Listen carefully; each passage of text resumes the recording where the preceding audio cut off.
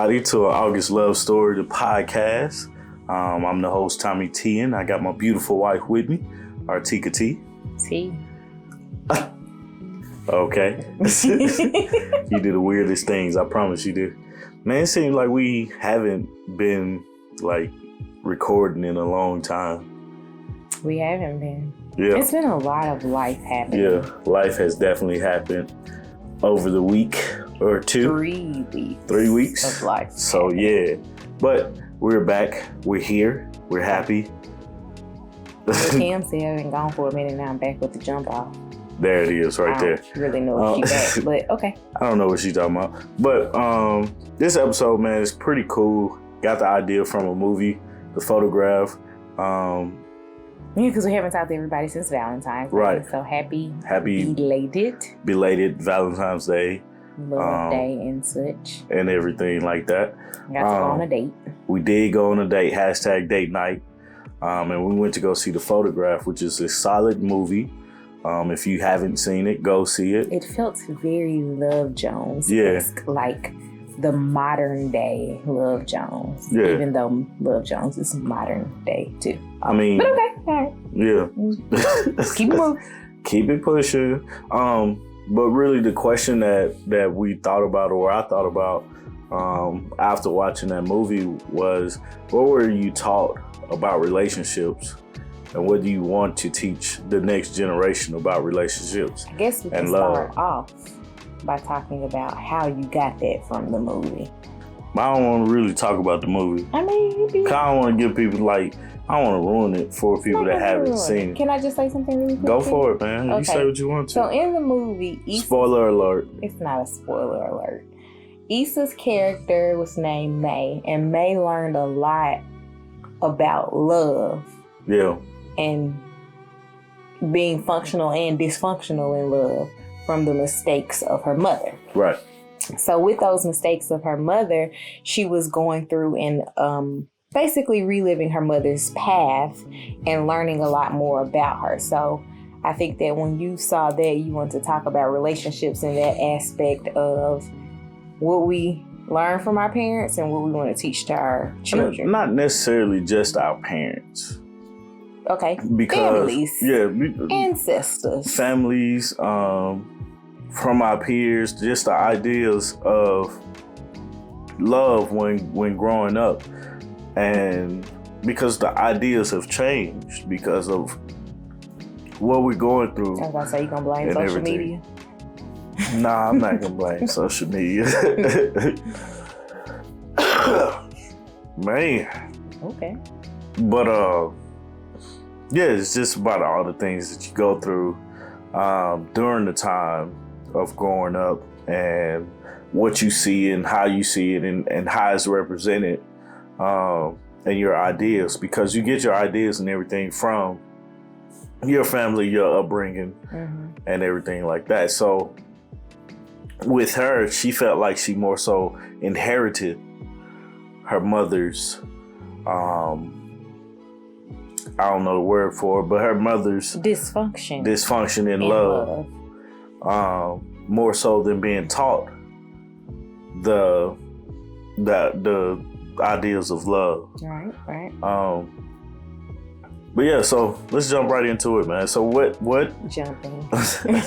what were the things that you were taught as a child or as a young adult in your upbringing about love and relationships? I guess my mom didn't get remarried until I was a teenager, so I didn't really look at her love dynamic because she wasn't it wasn't mutually exclusive until she married my stepdad.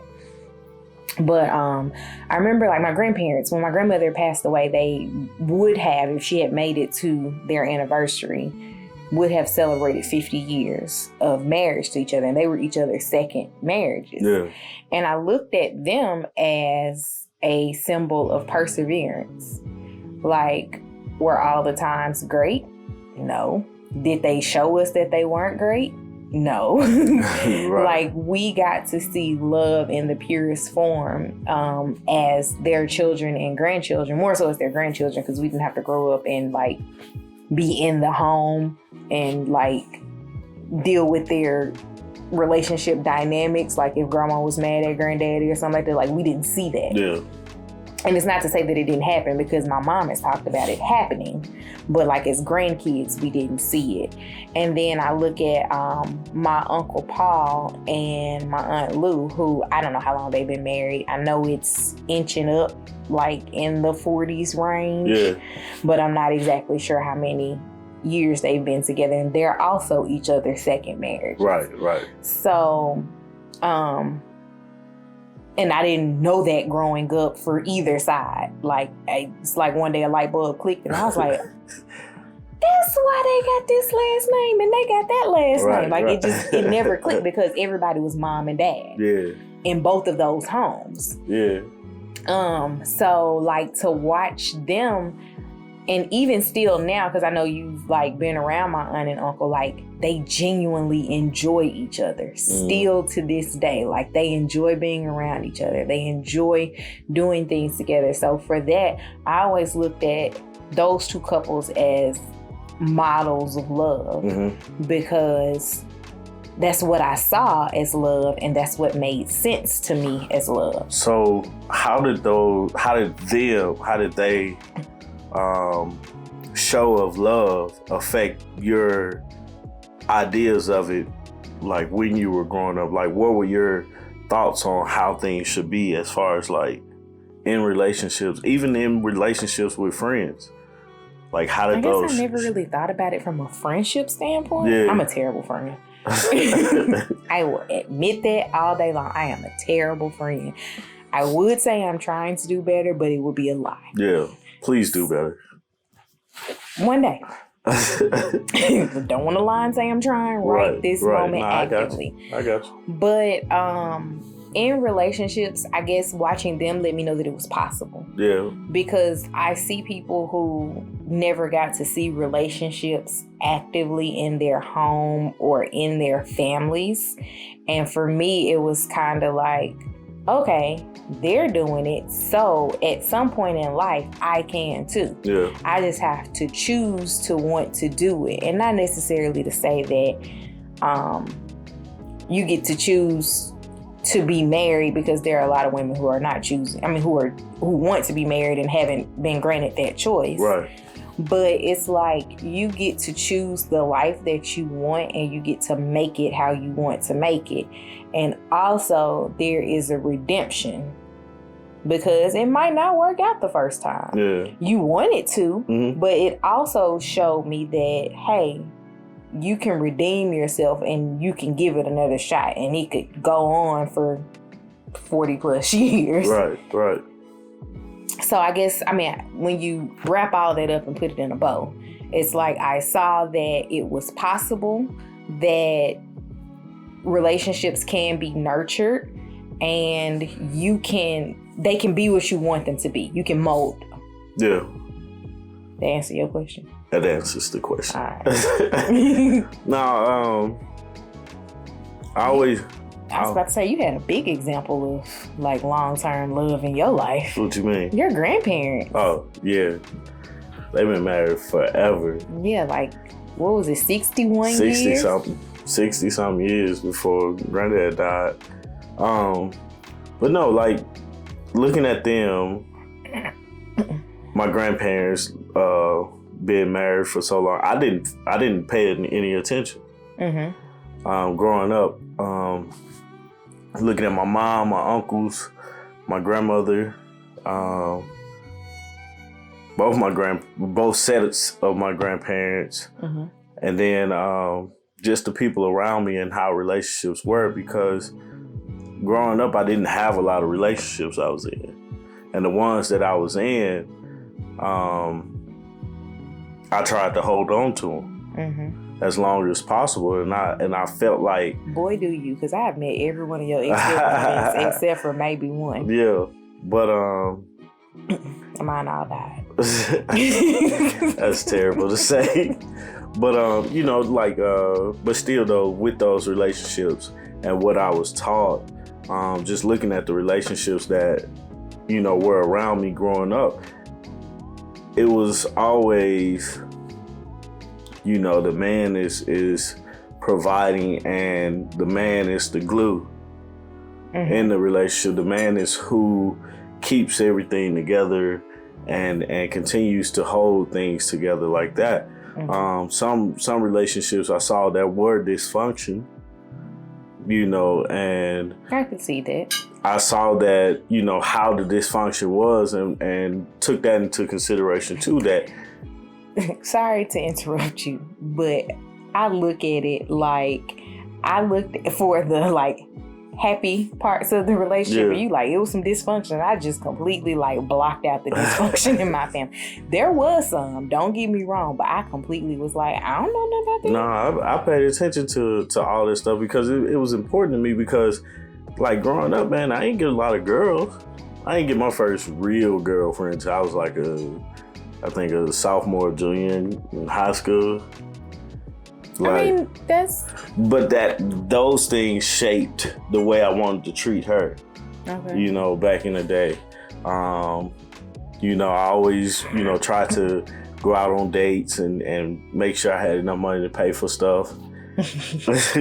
When I started working. Now you be like, we can go for free. Right. I try to find the free thing. But it shaped me in a manner that made me want to be an active participant in the relationship. And I feel like that rolled over into friendships as well. I want to be an active participant in my friendships and in my relationships with people, and I notice when I'm not being active in that relationship. And what I mean by active, being alert, being in the relationship and not around it. Being present, you know. That's what I struggle with. Yeah, I mean, and that's also what I'm not trying to get better at currently. I'm going to get better, guys, just not today. Right, but that's one of the things that I really paid attention to growing up. You know, because I saw where people wasn't present in their relationship, and I saw where people was present and the happiness it brought to the whole household, to the whole, to the people that are around them and stuff like that. So you pay attention to those things, and you want to bring those things apart because you see how it works. Yeah. You know, those were the things that I paid attention to. Also, another thing that I paid attention to is that it's gonna work. Like in the end, if you really put your mind to that, you want it to work, it's gonna work. You know, because I've seen it where it's been times where people were together and I'm like, why? You know, like what possible reason are they still together, or why did they get together? Life's great mysteries. But it's not for me to know the answer to it, but it's for me to see that they're still rocking together. You know, even though you see that they're going through, like a lot of times the struggles are hid.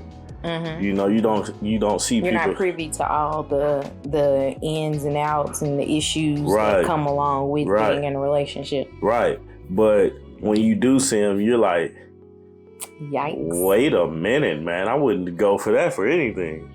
Well, I think that also comes with old black people. Yeah. Saying keep stuff in the house. Yeah. So you don't get to be privy to things because we have been conditioned to keep things under wraps in the house, not talked about. Yeah. Yeah, that's true. And we grew up in a time where social media just took a boom, and we don't hide things because we don't. I don't even want to say that we don't hide things, because there's two types of people on social media. Yeah. There are people that don't tell everything, and then there's people that tell everything. Yeah. I don't think the people that don't tell everything are hiding it. I just think that they like, this is what you get. This is not what we talking about Right. today. Like with us, you know, we don't talk about everything that goes on, but we talk about important things. You know, important enough things, but I feel like what we share will be helpful to other people. You know, and that's the whole catch, is what are we going through, or what are the things that we're seeing that can be helpful to somebody else because we needed that same help.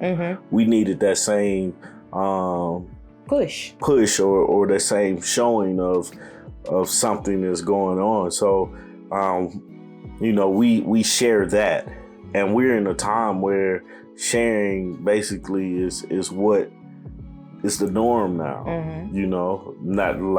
Not back in the day where like, nah, you hold everything in.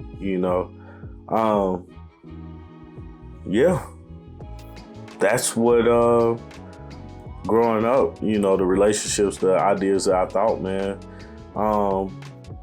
Going forward, what is some of the things that you want to, like, basically for the next generation that's looking at you, what do you want to show them as far as love and relationships? I think about us having nieces and us having a daughter, and boy, are you surrounded by women. Yeah, I am. Good grief. Goodness. But I look at them and I want them to see that people can be happy and relationships can be nurtured, and you can figure out whatever way you want your relationship to run, because it doesn't have to be a cookie cutter situation. Yeah. Because I know that there are, even across the spectrum of the relationships that we've just talked about, like your grandparents, my grandparents, aunts and uncles and things like that, our household doesn't run like any of them. No. At all. And that's not to say that any of them are anything to like be envied or to like say we just don't like that. It's just that's not what works for us. Right. And so knowing that they can, as young people, especially as young women, get what they want out of a relationship and not have to compromise as far as like the core values of what they want. Yeah. I think that that's what I want them to take away from our relationship being lived out loud. Like, I was reading something online and it was talking about the type of Christian that you are. And like you and I were talking the other day about how, people are like so saved that they can't do certain things. Yeah. And it's like, right. Jesus hung out with prostitutes. Like, dude, who are you? Right. So when you look at that, I don't want people to ever look at our relationship and be like, it's so unattainable that I can't have anything like that, because I never placed the other relationships that I saw on a pedestal. I just always saw that my grandparents made it to 49.75 years because my grandmother passed away in September, and had she made it to December, it would have hit 50. 50. So they made it to almost 50 years of marriage, and the only thing that took them apart was death. Your grandparents made it over 60 years of marriage, and the only thing that took them apart was death. Right. And it's like, I just want people to know that if that's what you want, it can be attained.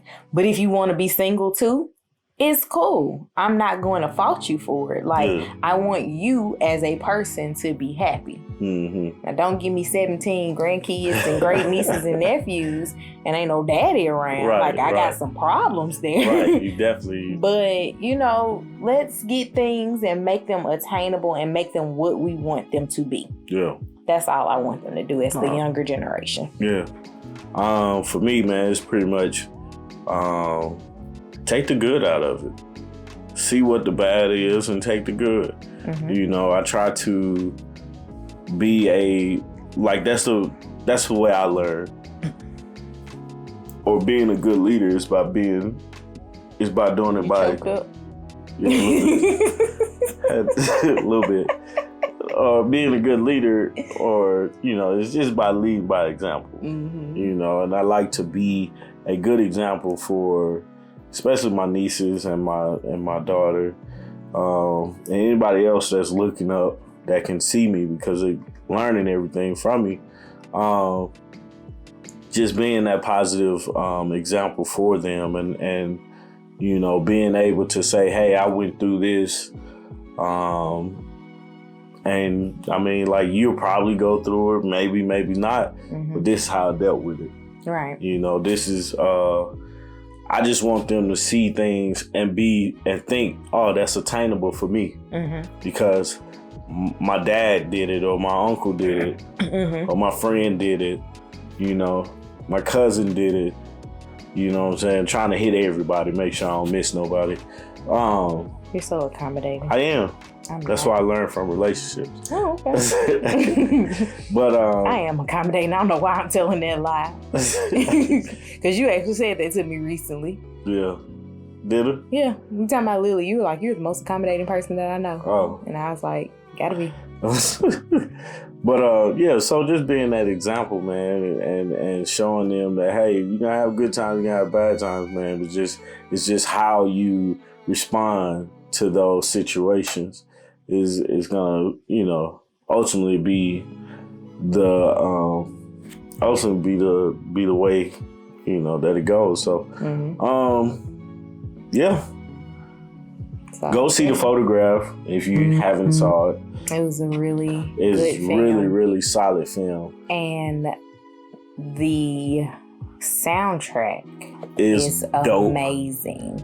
Dope. But like the film in itself, it had a struggle, but it wouldn't struggle love. Yeah. So I can be content with that. Right. Because I hate struggle love. Of course. What listener letter we got today? Do we have one? We do. So please send your listener letters to ouraugustlovestory@gmail.com, and we just may read it aloud on the show. Or if you have access to us personally, send some text messages. We won't say who sent. Right. Anonymous. Unless you want us to say, hey. Yes, unless you say it's okay. Keisha said. No, so today's letter is actually just a short question. What would you do if your friend asked for permission to date your ex? I'm gonna let you answer first because mine died. Yeah, that's interesting, man. That has never happened to me, but I definitely dated a friend's ex before. Your cousin's ex? My cousin's ex, and it was weird. It was weird. Because we was friends. You and the girl? Me and the girl, like it was like they dated in high school, and we're like good and grown. What was good and grown? Because I started dating you at 26. I was like 24 or 25. Oh, so it was right before me. Yeah. Oh, okay. Like we started dating and stuff. And it was cool for a little minute. That's probably the only one of his ex-girlfriends I haven't met, guys. You probably have better. Oh, but it was cool for a little minute, but it just like it didn't feel right. You know what I'm saying? Like I felt more so of I was ruining friendships. Okay. And not just one. Even though I talked to my cousin about it, and I was like, he was married at this point, right? He was married at this point, and he was cool with it. You know, I talked to him about it, told him what was the situation, and because it's not that I felt like he needed to know, it was more so for me to feel more comfortable with it because it was weird. Because I was around when they dated each other. So it's like you was peeking around like, hey. Like, no, it was like she had always been a friend. Like, basically my whole life. You know what I'm saying? But that's what it looks like. Like, y'all was all hanging out, and then he stops dating her, and he starts dating his now wife. And then here you come like, hey, girl. Nah. You didn't feel that way? That's probably how it looked to somebody, though. Somebody probably thought it looked that way, but it definitely didn't feel that way. That's a lot. Okay. But no, man. It just, you know, we was cool, and for me, it was the friendship was worth more than the relationship. Okay. And I couldn't get past that, so you know. It's funny you like the friendship with your cousin. Right. Like I mean, like. I'm talking about with her. Oh, okay. The friendship meant way more to me than being in the relationship because it was already weird to me. And are y'all still actively friends? I mean, no, Oh. I don't think so. I'm cool with it. I don't, we don't. You really haven't spoken. No. When's the last time you spoke with her? Probably I don't even remember. I tell her happy birthday, but I ain't Facebook. really. Yeah, it's through Facebook. I ain't really talked to her in a minute. So, I mean, it is what it is at that point. So, but yeah, I think it is important to. What was the question? I know it's something about the ex. What would you do if your friend asked for permission to date your ex? Yeah, just depends on what ex. That's a solid answer. After I went around the whole world just to say it depends. If that was actually going to be my answer, it depends on the ex. If it's someone that I wasn't in a long-term relationship or situationship with, just like maybe a guy I went on a couple of dates with, didn't mean anything to me, then yeah, by all means, you don't have to talk to me about that at all. Yeah. But I think it would be weird if, a guy that I dated for 5 years, which has only been one of those, or a guy that I dated for 2 years, if I was invited to his wedding because I'm friends with the chick that he married. And I wouldn't stop being friends with her, but I think that the way that you're treated is different, because people are going to always be like, hey, when they see you, is it awkward? Are you okay? Yeah. And it's not that type of situation. Obviously, I'm married. I could care less. Like I tell y'all all the time, the person that I knew that I was in a relationship with is probably dead and gone now. Yeah. They should be at this point a totally different person. I am literally 7 years out from my last relationship. Yeah. Me and the guy stopped dating around this time, and then you and I started dating that August. So I'm literally 7 years out of any relationship. If you have not changed in 7 years, something's wrong with you. Right. So I don't know these people. And if you just want to give me a heads up, hey, me and so-and-so are talking, I'm be like, all right. Yeah. But I've only had two exes that I left on bad terms. Everybody else I've been able to be friendly with. I'm not friends, but I'm friendly. So if I see you, I'm not going to pretend like you don't exist. Yeah. There are two that I probably would just turn my head like I never saw them. But that's neither here nor there. Yeah. So my whole thing is, depends on the ex. If it's it's only two that were long term, and one of those two, he for everybody, so I don't get that. Just kidding, guys. I don't get that at all. Just kidding. But no, just thinking about it now, man. I really don't care. No, I mean, you're 7 years out. You don't know those people. I think to preserve the friendship, it's a conversation, because eventually, if you guys are still friends, it's gonna be a conversation. We have a friend, and I'm not going to put that person on blast, but we have a friend that has dated 4 chicks in a friend group. And I am always uncomfortable when a new girl is the girlfriend. We do? Yes, we do. We'll talk about it now on the podcast. But I'm always a little uncomfortable when there is a new girl that he is now with, because I'm you was just the girl across the table. Now you're the girl sitting on this side of the table. Yeah. And it's my friendship with them doesn't change. Yeah. But it's now I have to hear the ex-girlfriends talk about the fact that he moved on with one of her friends. Yeah. And this has happened 4 times at this point. Yeah, that's crazy. So yeah, it's a little awkward. I just don't feel you if the person has truly moved on, and that's the catch, and that's the whole thing behind talking to your friend about dating one of their exes is that person moved on? Because what stops you from dating that person, because what if that person is the one for you? Mm-hmm. And that person wasn't obviously the one for your friend because that's their ex. Mm-hmm.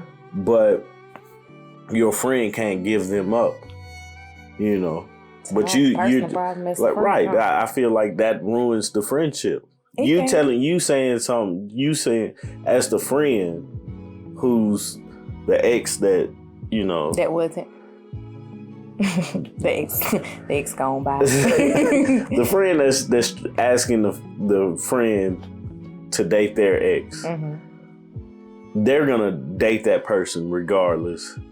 They're already dating that person. Right. They at least talking. Right. Whatever that means. And at this point, they're like, okay, we went to another level, so I'm going to reach out to my friend just to say, hey, this is what's going on. Mm-hmm. I don't care what you have to say, mm-hmm. you know, because I'm going to continue to date this person regardless of if you approve of it or not, because you're not me. Mm-hmm. And that's the risk you take in that. I mean, having the conversation is fine and it's friendly, but I don't think it's necessary to have that conversation. Date who y'all want to date. That's what I got. Hey, man, if the person makes you happy, man, that's all that matters. And even if they don't. I don't know about that one. Stuck around for something. I don't know what it was. Date who you want to date. Yeah, definitely date who you want to date, because we don't know who's matched up with us. Mm-mm. You know, might be missing out on your blessing. Maybe. It's your blessing. What's the you something else, boy? What's the quote for the episode, man? So I chose our friend Jermaine Cole.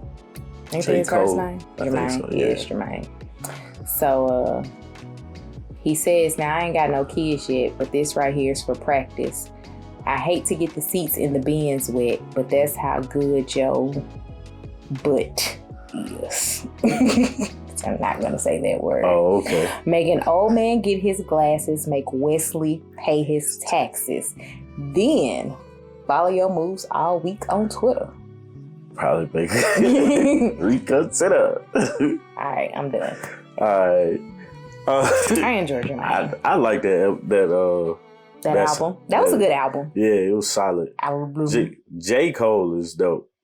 Anyway, I haven't listened to J. Cole recently, but back in the day, he was good. Anyway, yeah, man. Love who you are. Love who you want to be. All that good jazz. Love who you want to be. Okay. Love who you want to be. But just you know, I always say, take advantage of the love around you. And pay attention to the love that's around you, and make it your own. Love is love. Yeah, take ownership of it. Yeah, take ownership of love. Be in love. Be love. Yeah, that sounds good, right? Mm-hmm. Be love. Just let it pour out of your body. Pour out. But anyway, guys, I want to thank you guys for listening and joining us at the August Love Story podcast. This episode was produced by 3M Media. Am I missing anything? Follow us on all social media outlets. August Love Story on Instagram and Facebook. No, we still don't have a Twitter. I don't think we're gonna get a Twitter. I'm not getting one. Who's gonna tweet? Nobody. What I look like tweeting? Nobody. And on YouTube, we will be releasing more visual episodes. We're a little backed up right now, but our editor is going to start cranking those out. You see how she looked at me? Well, they can't see this yet. Exactly. But our editor is going to start cranking those out, and you'll be able to see the facial expressions, and actually not in today's episode, but you'll get a few cameos from Lily, who likes to make a lot of noise. She makes her voice very known on this here podcast. But definitely August Love Story, the podcast on YouTube, August Love Story on Facebook and Instagram. My name is Artieka. On Instagram. Don't look for me on Facebook, y'all. I'm at my limit of friends. I am Tommy T the third. DA third on Instagram. And in Facebook, Tommy Townsend. You find me there. But yeah, he's allowing new friends. Yeah, always, man. I'm a friendly guy. So, but you guys enjoy. That's all I have. You got anything else? I'm you done, good? Son. You done, son? Done, son. All right, man. Well, we out, man. Peace. Bye.